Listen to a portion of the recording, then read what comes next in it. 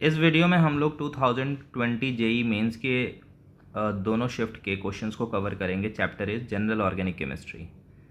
इसको भी मैं 2 पार्ट में स्प्लिट करके इस वीडियो को बनाऊंगा। तो इसमें 7 क्वेश्चंस हम लोग कवर करेंगे और जो बाकी के क्वेश्चंस होंगे वो दूसरे वीडियो के दूसरे पार्ट में कवर करेंगे।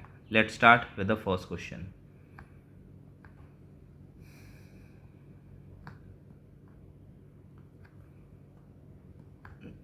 Which of the following has shortest CCl bond. तो देखो इसका कॉन्सेप्ट सिंपल सा है कि अगर CH2, just a minute, pen का कलर प्रॉपर कर लें, just hold on.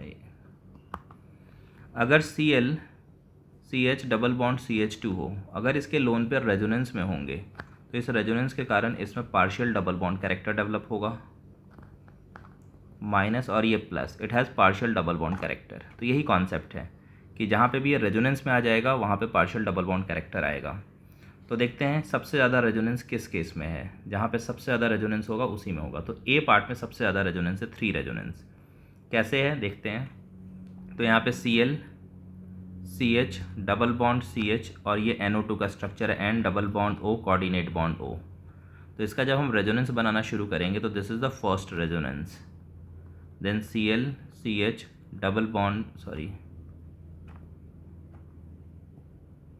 double bond, this is positive, and CH negative, and N double bond O coordinate bond O.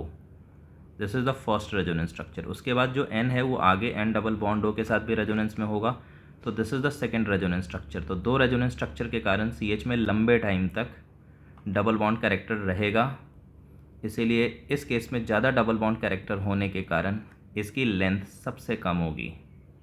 तो दैट्स वाई शॉर्टेस्ट पूछा है तो ए होगा। बाकी किसी में 3 रेजोनेंस नहीं होंगे, 2 रेजोनेंस सब में है, किसी में 3 रेजोनेंस नहीं है। हाँ, इसका थोड़ा सा डाउट हो सकता है आपको, लेकिन जब आप इसका पहला रेजोनेंस कराओगे तो इसके बाद इसके ऊपर नेगेटिव चार्ज आएगा, और नेगेटिव का मतलब होता है 2 इलेक्ट्रॉन, एक इसके अपने या किसी और से छीना हुआ, और इधर भी 2 इलेक्ट्रॉन है। तो इन दोनों में कोई रेजोनेंस हो नहीं पाएगा। अगर सेटअप ऐसा है कि इसके पास भी 2 इलेक्ट्रॉन, इसके पास भी 2 इलेक्ट्रॉन, तो कहाँ से रेजोनेंस होगा। रेजोनेंस के लिए एक जगह पे अगर लोन पेयर है तो दूसरी जगह वैकेंट ऑर्बिटल होना चाहिए। तो दैट्स वाई इसमें भी 2 ही रेजोनेंस रहेंगे। तो सिर्फ एक केस है जिसमें 3 रेजोनेंस हो रहे हैं, that's why A is option. Let's move for the second question. Arrange the following level hydrogen in decreasing order of acidity. तो पहले तो एसिडिटी का हम कॉन्सेप्ट देखते हैं। कोई भी एसिड HA है तो इसकी एसिडिक स्ट्रेंथ को चेक करना है, तो इससे H+ हटा के कॉन्जुगेट बेस बनाए। ये जितना ज़्यादा स्टेबल होगा, higher stability higher acidic strength. Okay, तो हमें यही करना है। तो शुरू करते हैं।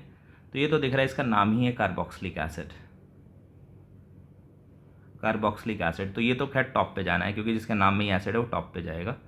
वैसे इसका रीज़न ये है कि अगर आपसे पूछा जाए कि C डबल बॉन्ड हो O नेगेटिव में एंड इस फिनॉक्साइड आयन में ज़्यादा स्टेबल कौन है, ठीक है, तो ये ज़्यादा स्टेबल है, जबकि इसके सिर्फ 2 ही रेजोनेंस स्ट्रक्चर होंगे, वाइल इसके 5 रेजोनेंस स्ट्रक्चर होंगे। बेंजीन कभी भी किसी को भी रेजोनेट करेगा तो 5 रेजोनेंस बनते हैं। तो आप ड्रॉ कर लोगे, ऑल्टरनेटिव मूव करता चला जाएगा चार्ज। तो इसके 5 हैं, इसके 2 ही रेजोनेंस है, लेकिन फिर भी ये ज़्यादा स्टेबल है, क्योंकि इसमें जो नेगेटिव मूव कर रहा है वो ऑक्सीजन और ऑक्सीजन पे कर रहा है। ये भी ऑक्सीजन और ये भी ऑक्सीजन, इन्हीं दोनों के बीच में मूव कर रहा है। तो इसे कहते हैं similar atom delocalisation, SAD, similar atom delocalisation. तो ये जो फैक्टर है ना, ये बहुत ही स्ट्रॉन्ग फैक्टर होता है। ओके, तो इसीलिए सिमिलर एटम डीलोकलाइजेशन के कारण इसका रेजोनेंस कम नंबर में होने के बावजूद ज़्यादा इफेक्टिव होता है और ये ज़्यादा एसिडिक होता है। तो इसीलिए इतना तो तय हो गया कि ये कार्बोक्सिलिक एसिड है, इसमें SAD होगा, 2 रेजोनेंस होंगे बट SAD होगा, तो ये मोस्ट होगा। अब उसके बाद सेकंड नंबर पे ये दोनों आएंगे, इन्हीं दोनों में से कोई एक आएगा। तो अब चेक करते हैं, अगर ये भाग गया तो इस पर माइनस आएगा। बेंजीन कभी भी किसी चार्ज को रेजोनेट करेगा तो 5 बनेगा, तो 5 तो बेंजीन के कारण होंगे और एक NO2 के कारण हो जाएगा। अगर NO2 के स्ट्रक्चर को प्रॉपर वे से बनाएं तो this is the structure of NO2। इसके ये दोनों को हटा के आप ऐसे लिख दो, और जब हम इसका रेजोनेंस कराएंगे तो ये माइनस यहाँ आएगा पहले रेजोनेंस में, फिर दूसरे रेजोनेंस में यहाँ आएगा, उसके बाद एक और एक्स्ट्रा रेजोनेंस NO2 के साथ हो जाएगा। तो यहाँ पे जो ये H है, इसके कारण जो कॉन्जुगेट बेस बनेगा उसके 6 रेजोनेंस बनेंगे, 5 बेंजीन के कारण और एक एक्स्ट्रा NO2 के कारण, तो इसके 6 रेजोनेंस हो रहे हैं। कोई एसिड ही नहीं, क्योंकि negative charge is delocalising between oxygen and carbon, oxygen और कार्बन दोनों पे मूव कर रहा है। तो इसके 6 रेजोनेंस हो गए। अब मैं इसको इरेज कर देता हूँ क्योंकि दूसरे को समझाना है। ये हटा देता हूँ इसके charges. Now I am picking up red colour. अब यहाँ से ये हटेगा तो इसका जो कॉन्जुगेट बेस फॉर्म होगा यहाँ नेगेटिव आएगा। ब्लू ले लेते हैं, नेगेटिव आएगा। अब जब इसका रेजोनेंस हम फॉर्म करेंगे तो इसके रेजोनेंस में यहाँ माइनस आएगा, फिर ये यहाँ पे आएगा माइनस, फिर ये यहाँ पे आएगा माइनस। यानी किसी भी केस में इस कार्बन पे नहीं गया, इस कार्बन पे, क्योंकि अगर इस कार्बन पे नेगेटिव जाता तो NO2 के साथ एक एक्स्ट्रा रेजोनेंस बनता।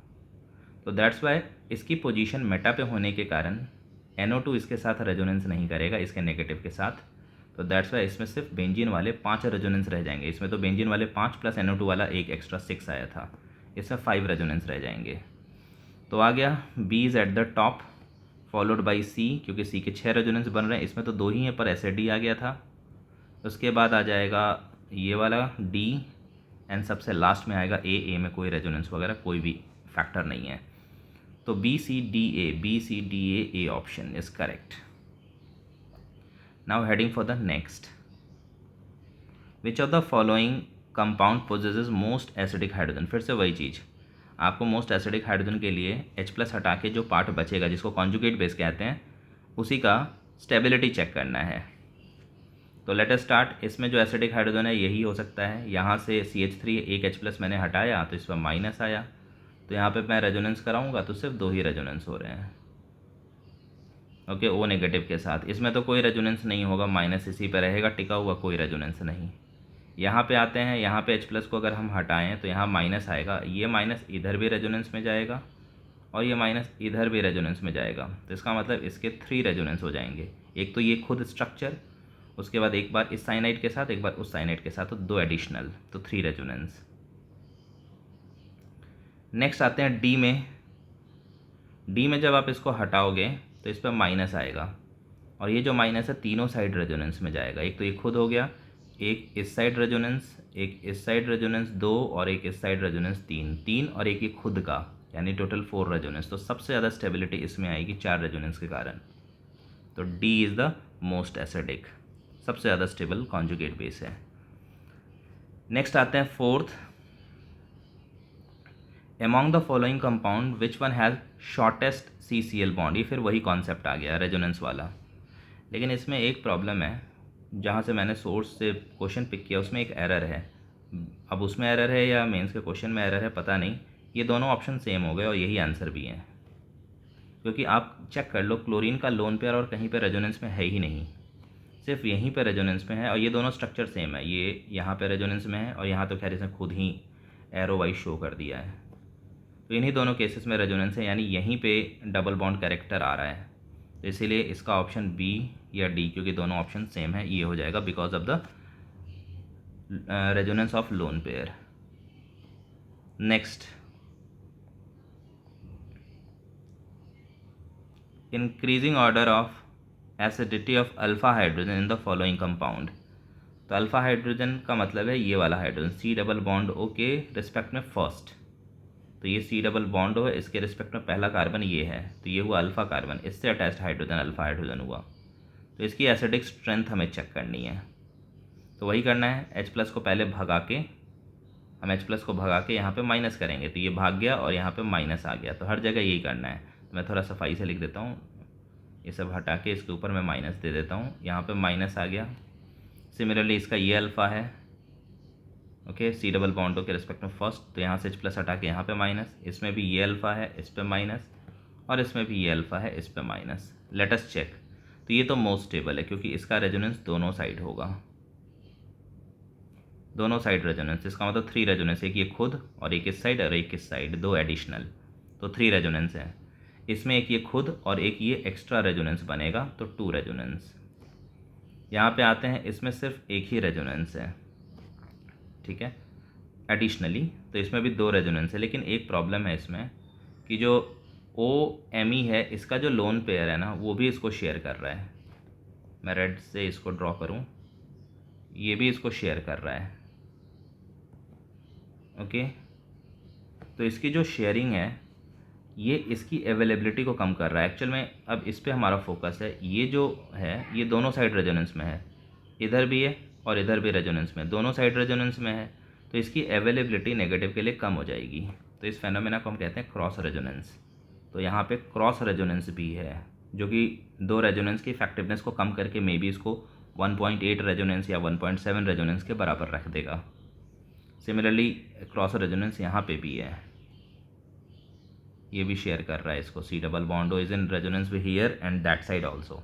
तो यहाँ पे भी दो रेजोनेंस प्लस क्रॉस रेजोनेंस है जिसके कारण इफेक्टिवनेस कम हो जा रही है। तो इतना तो पता चल गया, B is at the top followed by ए।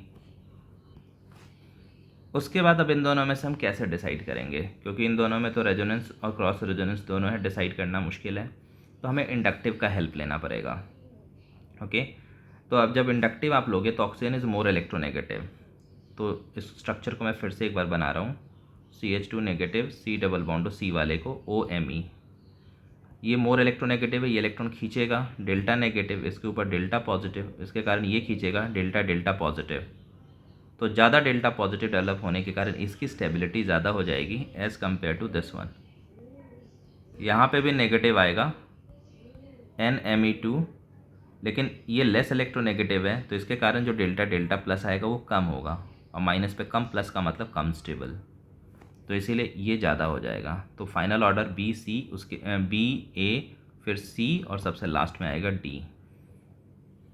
तो OACDB, C option is correct in this case.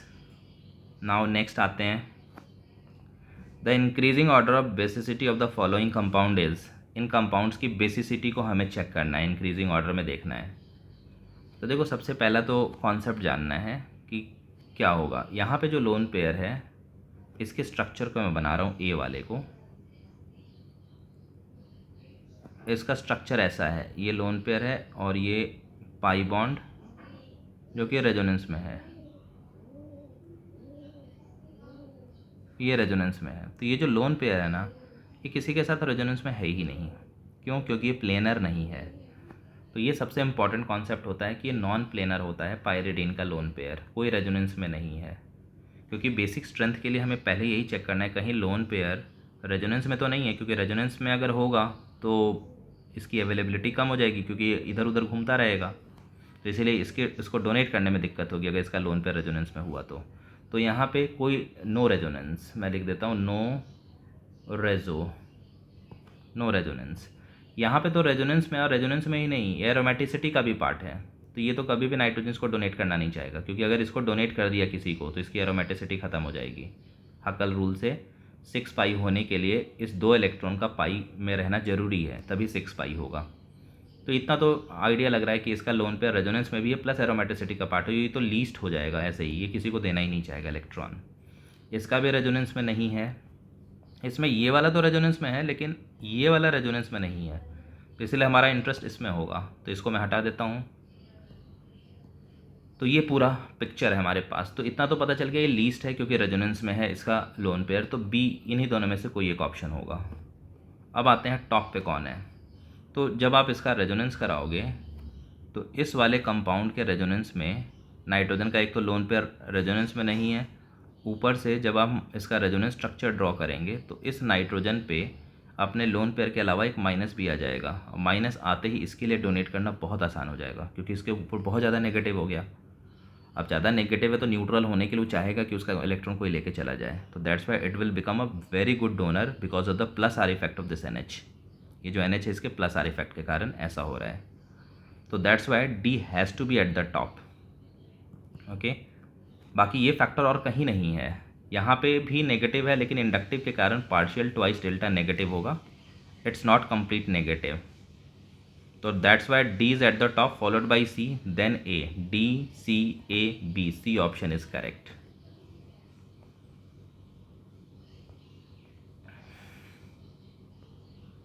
Heading for the next question 7th है। ये बहुत ही एम्बिगुअस सा क्वेश्चन है, still I am trying to show you the result क्योंकि clear cut नहीं है।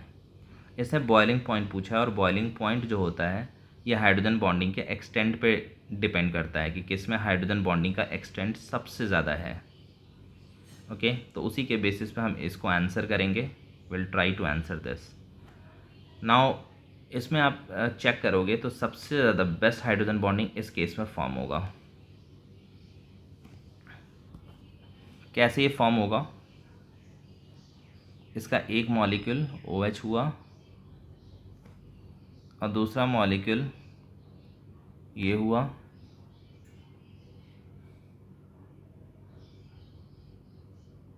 फिर OH हुआ,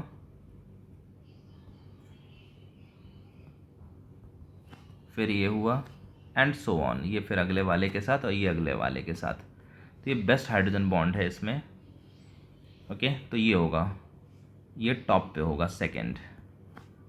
उसके बाद आ जाएगा थर्ड। थर्ड में भी इंट्रामॉलिकुलर हाइड्रोजन बॉन्ड है और थोड़ा सा एक्सटेंड इनफैक्ट ज़्यादा ही होगा OCH3 के कंपेयर में। ये NH2 है। ओके, और ये एक और OH NH2, ये हाइड्रोजन बॉन्ड बना, ये हाइड्रोजन बॉन्ड बना, ये हाइड्रोजन बॉन्ड बना एंड सो ऑन। ये कंटिन्यू होता चला जाएगा। उसके बाद जो थर्ड है OH OCH3, यहाँ पे कम होगा क्योंकि यहाँ पे क्या है, नाइट्रोजन के पास नेगेटिव चार्ज ज़्यादा है। क्योंकि हाइड्रोजन की इलेक्ट्रोनेगेटिविटी कम है तो उसे ही खींच के अपने पास रखेगा नाइट्रोजन। लेकिन इस बार CH3 है तो उतनी हाई इलेक्ट्रोनेगेटिविटी डिफरेंस नहीं है, तो इसमें भी होगा बट थोड़ा सा एक्सटेंड कम होगा। इट इज़ माई प्रेडिक्शन, क्योंकि इन सब चीज़ के लिए चाहे तो हमारे पास एग्जैक्ट डेटा हो, अदरवाइज़ हम प्रेडिक्शन और लॉजिक के बेसिस पे ही चीज़ों का आंसर करेंगे। तो दैट्स वाई इसका जो आंसर आएगा 2 टॉप पे। और OCH3 में तो दूसरे एंड से हाइड्रोजन बॉन्ड बन ही नहीं पाएगा, जो बनेगा एक ही एंड से बनेगा, तो डिफ़िकल्टी होगी इसको, क्योंकि ये हाइड्रोजन बॉन्ड पार्टिसिपेट नहीं कर पाएगा पैरा वाला पार्ट, तो इस ढंग से चेन नहीं बन पाएगी उसमें। तो दैट्स वाई फर्स्ट तो लास्ट में आना है और टॉप पे 2 को जाना है। ओके, तो 2 3 4 1 that is the correct answer, D इस केस में होगा। तो इसमें इस वीडियो में बस यही 7 तक के क्वेश्चंस को कवर कर रहे हैं। इसका जो दूसरा पार्ट होगा उसमें रेस्ट ऑफ द क्वेश्चंस को कवर करेंगे।